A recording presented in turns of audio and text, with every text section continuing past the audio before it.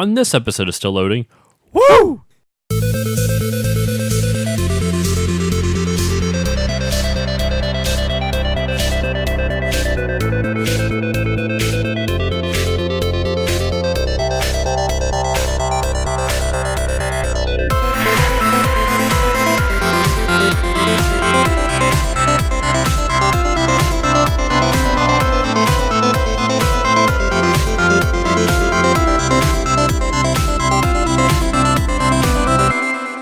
Hello all, and welcome to this episode of Still Loading. For this week's episode, I have invited Justin back.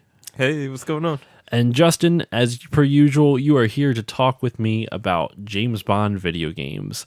You and I are both big James Bond fans. We have covered two games so far together, Agent Under Fire and GoldenEye with the No Geeks Allowed guys. Unfortunately, obviously, our schedules were pretty chaotic over the last couple of weeks, so we couldn't record another one, but don't worry, I got your back. All right. So, for this week, we are covering the classic, the universally not known game of 007, The Duel for the Sega Genesis. Actually, it might have been released for some other stuff. I didn't really look that up beforehand. When I was Googling it before, it said that it was also released for the Sega Master System, but I don't know. I'm going to Google that in the meantime. But so yeah, I decided to cover this game mainly because it's a relatively unknown Bond game. You had never played it before, right? No, I think I may have sifted by it through an emulator, but yeah, it wasn't one that, like, when I was a kid, and this was when, like, Sega Genesis was, like, hot off the shelves. And it was like, your life at that point. Exactly, yeah. Like, I remember going to Blockbuster for, like, Jurassic Park and... Sorry, I don't want to get copyright strike. And, like, all other sorts of games, but never seen this one, like, on the shelves of Blockbuster or anything like that. So the first thing I wanted to talk about, actually, before we dive into the gameplay itself, is in true Still Loading style, let's talk about the box art, which I haven't really done, now that I think about it, since the 40 for 40 series. So, oh my god, that ended, actually not that long ago, it ended in October, but it feels like it was forever ago. So the box art has Timothy Dalton as James Bond holding up. I guess it's supposed to be a Walther PPK. I'm not a gun guy, so I can't tell the difference. It looks like the James Bond pistol that we're used to. I was going to say everything's a PP7 to me. PP7. There's for all you Bond fans out there. I think I've plugged this show before. Not that they need it; they're much more popular than mine. But James Bonding is a great podcast all about the James Bond movie franchise. And every time they go to the bathroom, and because they have like hour and a half, like 2 hour long recording sessions, but every time they have to pee, they take a Walther PPK break. What is that? It's a PPK break. Well, the Walther PPK is his pistol that Bond uses. Yeah. It's a joke. It's a thing, but I love that podcast. It's probably in my top 5, believe it or not. Very nice. So Timothy Dalton holding the Walther PPK, and it just says James Bond 007 The Duel. And actually the developer name is almost as large as the title. It just says Dumark or Domark. Yeah, whatever floats there. I have no idea. I mean, it's a huge O on it. It's a giant O. Dome! It's like their O face? Oh. No, making an Office Space reference there. No, so, and what's interesting about this, too, is that this was, in a weird sense, Timothy Dalton's last outing as James Bond, which is odd because he didn't act in it. It was just a video game that used his likeness. Right, yeah. But so Dalton's last Bond movie came out in 1989, and it was License to Kill. This this game came out 4 years later in 93, and, I mean, since Pierce Brosnan hadn't been selected as Bond, or at least wasn't announced, they used him as their likeness. And, yeah, the cover art is interesting enough, at least. But when you actually look at the game and the title screen, the likeness in it is not that great. It doesn't look. It looks kind of smushed. Is the best way I can describe it. It's not. It looks much better on the box art. We'll leave it at that. Well, I mean, the box art's an actual image. Their pixelated, their pixel art version of his face is not really the greatest. To say the least. Yeah. So here, Justin, would you mind reading the back of the box? What is this game actually about? All what does the game think it's about, I should say? You're no longer just watching James Bond on the big screen. You are Bond. Jumping into Fast and Furious action. What? Fast and Furious? Oh, we're going to watch that later, I think. I'm a sucker for them. A mad professor plots to take over the world on a remote Caribbean island. He knows you, the famous 007, are coming. Wait. Okay, all right. I always like reading, like making people read the box, the description on the back for the first time, just to see what like, because it's always, one, it's hard to read on the spot, but two, some of it just is strange. Yeah, I'm like, the way they phrase that, it seems like there's multiple of us coming. Like, the famous 007. Well, no, because you are 007, so it's you and 007. You're working together. It's us. It's a team. You see. and Bond. I'm controlling Bond. You have a bond with Bond. Oh. That was probably my worst joke of all time. It still worked. I'm filing that as never. He's ready for you. Hostages to serve as human shields. Hundreds of merciless guards. And a cloning machine that can bring all your old arch enemies back to life. Which is no, it's true because it makes sense. So, but they never so the game never really explains the story visually at all. There's just you just kind of run through a level, and then the closest you get is that you see a map, and you see every time you beat a level, you move to the next section of the map on the screen. It's pretty much just an island, and every time. Sorry, you didn't finish reading the back, did you? Not yet, but let's finish reading the back. Then we'll talk about the gameplay because I was about to dive headfirst in there. All right, so to help you, Q has managed to plant special weapons all around the island. Your mission, James, is to rescue the hostages, survive increasingly tough levels against overwhelming odds, and stop the crazy professor. You've got the license to kill and to meet beautiful women. What a license that one for that. Just don't forget to save the world. So that is what the back of the box says. The thing that makes me actually cringe, one is just the weird spot to put James. It should be your mission, James. I get what it's saying, like, but the way it's because it's your I think the punctuation is correct, but it says your mission, James, is to rescue the hostages. But the way it's like laid out in the box makes it really weird. Yeah. And then the other part is just you got a license to kill and to meet beautiful women. Oh, Bond. I have the manual in front of me. And the way it actually gives a little bit more insight into the story. So it says, you are James Bond, the world's greatest secret agent. In 007's biggest challenge yet, you must face all of your old adversaries in a race to save the world. Mad Professor Gravemar has attacked a top-secret international satellite launch center on a remote Caribbean island.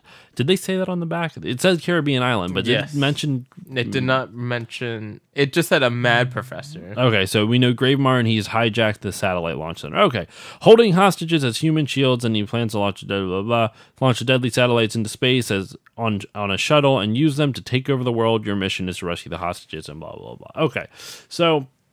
The whole premise of the gameplay is that every level you have a certain number of hostages to save, which consists of you just running up to a beautiful woman and she goes, woo! And then once you rescue them all, you find some dynamite and trigger it and you run out before the timer goes out.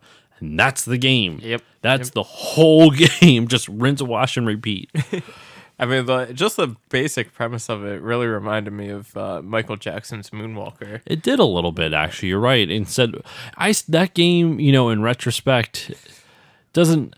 I'm not talking about the gameplay thing, but especially now that documentary, Neverland or whatever, and I forget what it's called, but basically, kind of exposing that he could have possibly been a child molester, I can't speak. I mean, I didn't watch it, but that's what I heard. I heard it was pretty damning. And the whole point of that game is about Michael Jackson saving children and running up to touch them to save them. Okay, I put a little... Was there a monkey in it? Yeah. Was there really? Yeah. We should review that game sometime. It's It's definitely a good one to review. I would definitely do that. So no, you go around, rescue everyone, and the only cool thing I would say about the whole setup of the game is that you fight James Bond villains at the end of each level. At the end of the first level, you actually fight Jaws. At the end of the second level, you fight Baron Samedi from Live and Let Die. And so, for those who don't know, Jaws, the first boss, he is from the movies. I was about to say View to Kill. That's the wrong one. The Spy Who Loved Me and Moonraker. Baron Samedi, the second boss, is from Live and Let Die, like I said. The third boss is Mayday. She is from A View to a Kill. The fourth boss is Odd Job from Goldfinger. And then you fight the professor, the mad professor, Professor Gravemar. I almost forgot his name there. And what's weird though is the final boss is Jaws in a spaceship. Just because it's Jaws, he never dies. Dude, isn't it a bummer that the guy who played Jaws, his name is Richard Kyle. I think Kyle. He passed away somewhat recently, like a couple of years ago. Yeah. For those who don't know, and for those who haven't seen any Bond movies, Richard Kyle, like I said, played the villain Jaws, or the henchman, I guess. He wasn't like a main villain, but he was a side villain. For people probably our age would probably know him best as the dude, as Happy Gilmore's old boss in Happy Gilmore. I can't remember what his name is, but he's the dude with the nail in his head. Yeah, that's right. Oh my gosh. That was Richard Kyle. He was apparently a super friendly, lovable, like giant of a man. And him and Roger Moore Roger Moore played Bond in those movies. Him and Roger Moore had a friendship for a good number of years after that movie came out. Wow. So, which is kind of cool. I love watching him as that, like, he's bizarrely charming for how he's not a good actor. No. But at the same time, the role, I mean, you know what? I take that back. I don't know if he's not a good actor or not, but the role definitely didn't help. That's for damn sure. There was not a lot for him to do. Right. So what was your impressions of the game though? Like, talk about the controls, talk about, we just talked about the concept, really, like what the objective of each level is. But for you personally, when you play, because I own the game, so we tried it out. What did you like? What was it like for you? How did it feel? It actually wasn't too bad. I mean, the controls themselves were, like it was a little bit delayed, like when you jumped or ducked. It wasn't crisp. Like it felt very floaty. Yeah. Right? Like even your jumps in general were like real floaty. Like it was almost like, is James Bond like a ninja or a secret agent? It kind of reminded me of, because he flips for all of his jumps. He does front flips randomly. So like, I'm going to flip here. Woo! The long jumps are this just crazy flip. The animation for everything was bizarrely smooth too. Like really good sprite animation for everything. It felt almost modern in a sense. And the animation specifically, because it was so crisp.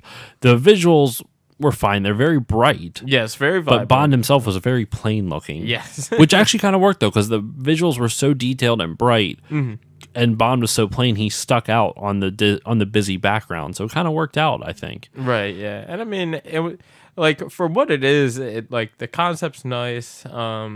Nothing too elaborate or anything. There wasn't anything that, like, just watching through the game, like, that really blew my mind, like, whoa, that was such a cool idea or anything like that. But it was just, it's one of those games that gets its replay value of you just kind of figuring out what the best route is. And it's made for speedrunning pretty much. Like, really, yeah. We were joking on off mic beforehand that, like, for those who don't watch Games Done Quick, you definitely should for when they do their next round. Games Done Quick, it's a speedrunning charity event. You know, gamers beat the game as fast as they can and raise a lot of money for charity. What was it? They have awesome Games Done Quick in the winter, summer Games Done Quick in the summer, and AGDQ from this past year, the winter one.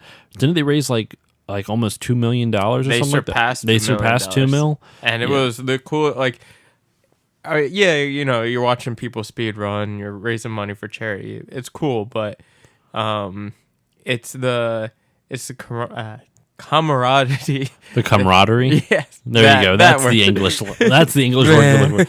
I was going to the camaraderie. Yeah. Yes. But Go on. Yeah, just like that fellowship you get with everyone involved in the whole situation, because they have the Twitch chat going.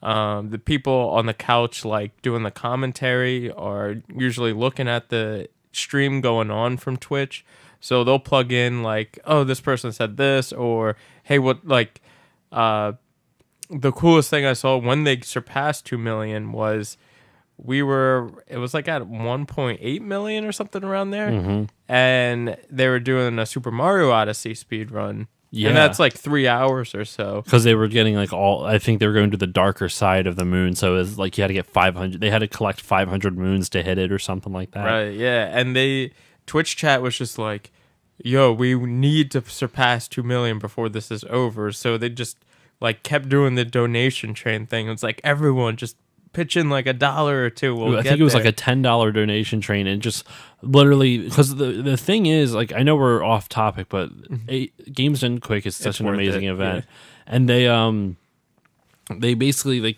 they bring in a lot of people for Twitch. It's not like Ninja number, like the streamer Ninja who gets like millions of viewers, but for a speedrunning event, which is generally not like, it doesn't have like Fortnite or Apex Legends or anything like that. So it doesn't really have any of the popular games. It garners like 300,000 like viewers during like consistently throughout the week. Like it's a lot of viewers. Right, and it's hilarious because like depending on what game they're playing, because they'll go from like just release to like Nintendo games. Yeah.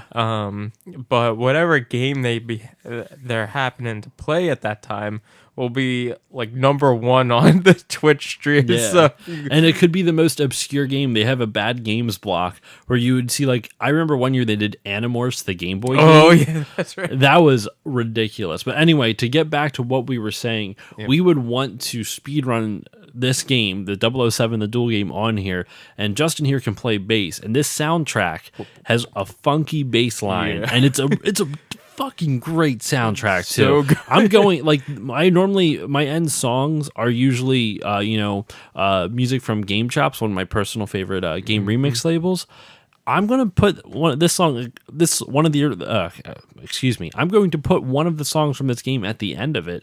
It's so good. I really think you're all going to like it. So at the end of the episode, keep an ear out for it. I really think you'll dig it. Honestly, we should just have the soundtrack playing through this. I know, right? It's so good. Well, I want to figure out how to speedrun this game, have you standing in the background and making a donation incentive to just have you play the bass line, the whole soundtrack for each level as I'm going on, almost like Bit Brigade. Yeah. Another shout out. They have no idea who I am, but Bit Brigade, I hate trying to say their name just because it's like so alliterative and it's a tongue twister, but Bit Brigade is it's like a hard rock, almost metal band where what they do is they speedrun video games live on stage, and instead of you hearing the game audio, they play all the game audio for you in like a hard rock style. It's really good. Really cool. But no, so I would want to do this. I seriously am tempted to do this for Games Done Quick. And we watched a long play of it because we couldn't get past the first level. It's fucking hard. Yeah.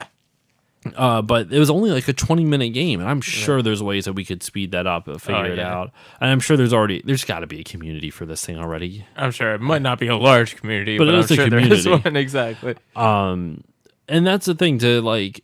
One of the weird things with the movement tech on it though is just it's so. Well, I said before it's floaty, but it just doesn't quite cover. Like you let go of your movement button, and Bond keeps sliding a little bit further. Right. The jumps always feel like they either are too like you'll hit the button and you're not.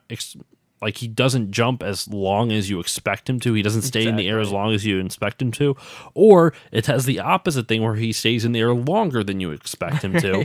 And so you can never quite get comfortable with the game. I don't know. The controls you feel like you're fighting controls even once you understand them. Exactly. But I mean, despite all that, the game kind of has like a little bit of a charm to it, I would say. I definitely would. And I think part of it too is like, I mean, the game publisher Domark or Domark, whatever. I mean, they're not a AAA license. There was only 4 people that worked on this game from what we saw on Wikipedia. Yep, and I mean, on the title screen itself, it says programmed by Kepman the Kremlin with a Can little I see that? You took a screenshot of it? with a little Soviet sign. Oh, it's the Kremlin, not the Kremlin. So it's something in the Kremlin. That's really strange. Yeah, I was like, what? That's really, really strange. Let's see what it was. Yeah, so it was. Oh, sorry, it was. Oh, so the publisher on the bottom. I'm just reading this now. The publisher was Domark, not the developer. The developer was the Kremlin. That's just the name of the developer, just the Kremlin. All right. Yeah, and that's so weird. Okay, so that's nuts. No, it's even more nuts. So the Sega Master, what the hell is the Sega? Oh, that's the rating. So the publication Sega Master Force, I was getting confused. I thought it was like a weird version of the Sega Master System. Like, how have I never heard this? But no, the Sega Master Force, which I guess was some sort of publication at one point in time, gave this game an 84% apparently, which is pretty high. Yeah, that is. I'm actually looking at. I actually just looked it up. Sega Force Mega. That's a great name, actually. Oh, so sorry. Sega Master Force was aimed at the younger market. Okay, so this is just. It was the whole thing was the Sega Force magazine. So okay, yeah. It was the Sega Force magazine like franchise, for lack of a better word. So you have Sega Force or Sega Master Force is aimed for younger gamers, and then you have the Sega Force Mega, which just rolls off your tongue, is meant for grown-up games. Like, apparently one of the last article, like this article from 1993 was for The Last Action Hero. Yo, fuck that game.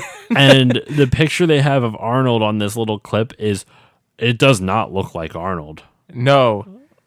It does not look anything like Arnold. We're getting way off topic. Yo, we need to review that game sometime because fuck that game. Seriously, I hate that game. I'm excited to see you rage about this then. So, I don't know what else is there really to say though. We've talked about how the controls, we talked about the objectives of the game, we talked about the cool like Bond crossovers with all the different bosses and other things. The music is fantastic. Music is rock. We were jamming the entire time we were playing it. Yeah, my head was bopping the whole time. Oh, it was so good. So the music is just fucking awesome. Is there any like final thoughts you have on this? Like, I don't know what else to really say about it. Yeah, I mean, again, there's not a lot of substance to the game. The game really gets its like value from just it blends a real nice balance between being difficult to the point where you like you don't want to quite smash your controller, but it's not like a walk in the park either. So it's like you get to a point where it's like, oh man, I almost had it. I want to keep going instead of just throwing your controller at the TV and walking away. And you never really feel like you failing is the game's fault. Like the game isn't being unfair. You just like you understand the game's mechanics regardless of how meh they are. Right. Yeah. But the game is designed almost around it in the sense that you are in control enough where if you fuck up, then it's you fuck up. Like you're not going to die because the game is unfair. You're going to die because you mistimed something. Exactly. Or you just like, oh, you didn't notice a platform down there, or like little things like that. You're like, I'll remember that for next time. I will say my final thought is something I wanted to bring up before and I just remembered until now. This game has the best sound effects in the world.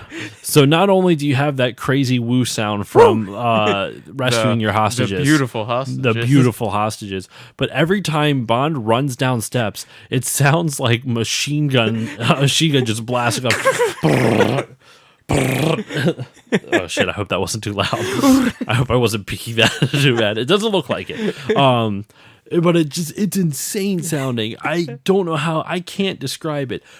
Go find like a YouTube video of it, and when you watch Bond run down the steps, it's the most insane sounding, like, because a lot, like, at least when you hear other character, like video game sound effects for going downstairs, you hear like a tut, tut, tut, tut, tut, tut. This just sounds like a machine gun. Like it's the same volume for every single step, so it's just it's insane. I love it so much. Right, and there's like 100 steps and like a small little slope, so I guess the sound effect just plays for every little one. And it's the same sound going downstairs as it is upstairs, so it doesn't make any bit of difference. And like when you're jump just in general when you land, it's like a fucking tank hits the ground. It's like, oh my god! You almost feel like Bond's knees are shattering every single time he's landing, and like when he's running up the stairs, it almost feels like his ankles are just giving way the whole way up. Who needs knees anyway? No knees, ankles, and toes. I don't know.